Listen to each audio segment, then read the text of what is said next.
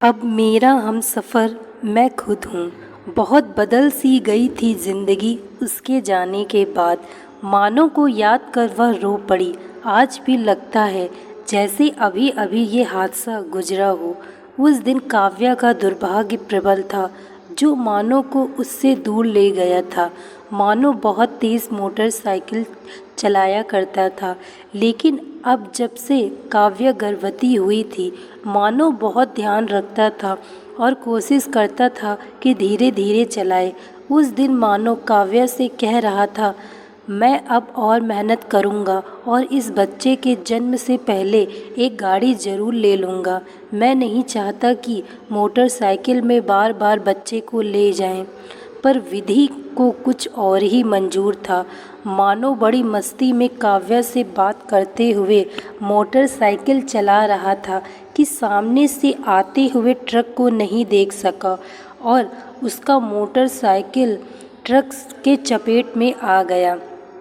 उधर काव्या छिटक कर दूर गिरी और किस्मत ऐसी थी कि उसके गर्भस्थ शिशु को कोई नुकसान नहीं पहुंचा। वह काल तो सिर्फ मानो को ग्रसने आया था। कुछ ही पलों में काव्या की दुनिया उजड़ गई थी। हंसता खेलता मानो इस दुनिया से अलविदा हो चुका था और काव्या अपने गर्भस्थ शिशु के साथ नितांत अकेली हो गई थी। दुर्घटना स्थल पर लोग बाग जमा हुए।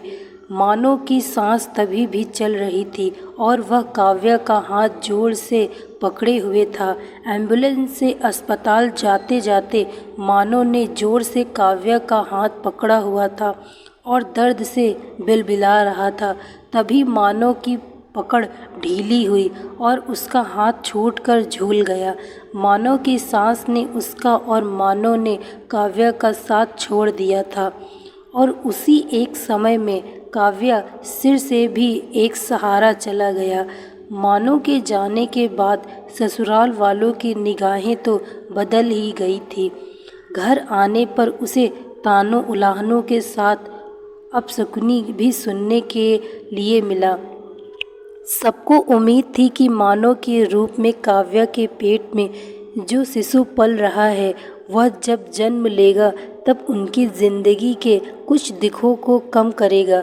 पर किस्मत ने यहाँ भी काव्या के साथ ऐसा खेल खेला कि उसे ससुराल से भी बेदखल कर दिया गया।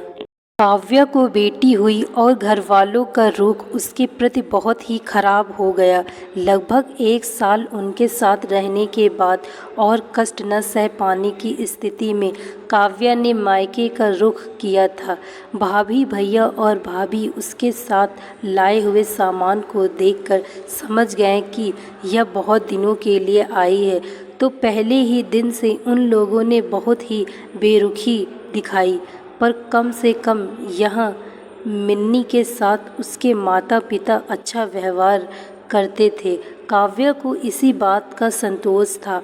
यहाँ मिन्नी को दूध भी पूरा मिलता था, जबकि काव्या का दूध नहीं उतरने पर ससुराल में मिन्नी को भी बहुत कोस कोस कर दूध दिया जाता था, क्योंकि पहले ही उसकी जेठानी की 2 बेटियां थीं। तो इस तीसरी बेटी के लिए किसी के मन में ना तो प्रेम था और चूँकि मानो भी नहीं रहा तो सबको माँ बेटी दोनों ही बोझ लगने लगी थी और मनहूस भी। अब मायके आए हुए काव्या को 2 महीने होने को आए थे। धीरे धीरे उसकी भाभी रत्ना ने अपने छोटे बच्चे का बहाना करके रसोई के काम के साथ घर के अन्य काम का बोझ भी काव्या के ऊपर डाल दिया था। माँ सब देखती समझती पर चुप रहती थी, क्योंकि बाबूजी रिटायर्ड हो चुके थे और घर रमेश की कमाई से ही चलता था।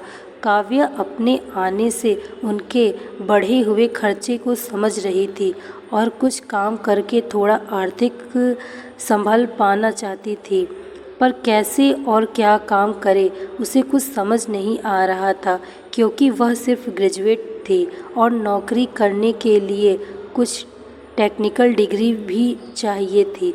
फिर अभी मिन्नी लगभग साल भर की होने जा रही थी, सो उसे किसके भरोसे छोड़कर जाती। इसलिए काव्या कुछ और सोच नहीं पा रही थी।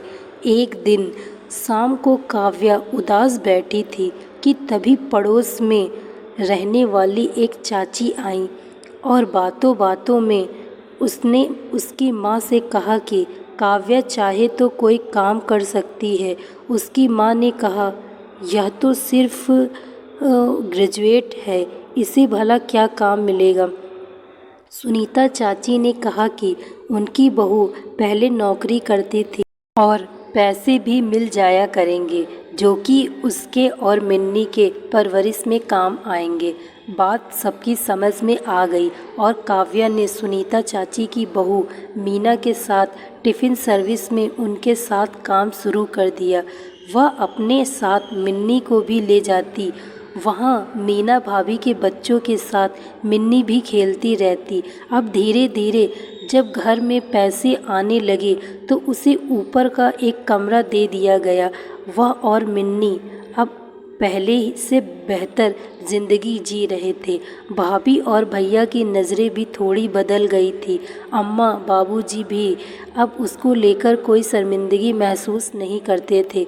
इधर खाना बनाने में मीना भाभी की सहायता करने के साथ कुछ लोगों को टिफ़िन पहुंचाने का काम भी कभी कभी काव्या को करना पड़ता था। वैसे तो मीना ने एक सहायिका पुष्पा को भी रखा था जो कि ऊपर का काम करती थी, जैसे सामान लाना, मसाला लाना और टिफ़िन पहुंचाना। पर कभी कभी उसका काम ज़्यादा हो जाता या फिर वह नहीं आ पाती तो टिफ़िन पहुंचाने का काम काव्या को करना पड़ता था। घर से बाहर जाकर काम करना पड़ा। तब काव्या को कुछ अच्छे कपड़ों की ज़रूरत महसूस हुई तो उसने अपने लिए कुछ अच्छे कपड़े खरीदे और लगे हाथों अपने बाल भी कटवा लिए। उसका रूप भी बदल गया था और काम करने से उसमें एक आत्मविश्वास भी आ गया था। अब काव्या ने एक नई ज़िंदगी शुरू कर दी थी। अब काव्या को मायके में भी सम्मान मिलने लगा था। अब वह इस कोशिश में थी कि जल्दी ही कोई अच्छा घर किराए पर ले ले और बिटिया के साथ वहां शिफ्ट कर जाए ताकि मायके में हमेशा उसका सम्मान बना रहे। काव्या ने हौसला किया और उसकी स्थिति पहले से बहुत बेहतर हो गई। काव्या अब यह बात बेहतर समझ गई थी कि आत्मसम्मान की ज़िंदगी जीने के लिए हिम्मत करनी पड़ती है और मेहनत और लगन से काम करना पड़ता है, तभी सफलता हासिल होती है। दोस्तों, मैं आशा करती हूँ आपको यह कहानी अच्छी लगी होगी। यदि कहानी अच्छी लगी हो तो वीडियो को लाइक तथा चैनल को सब्सक्राइब अवश्य करें। थैंक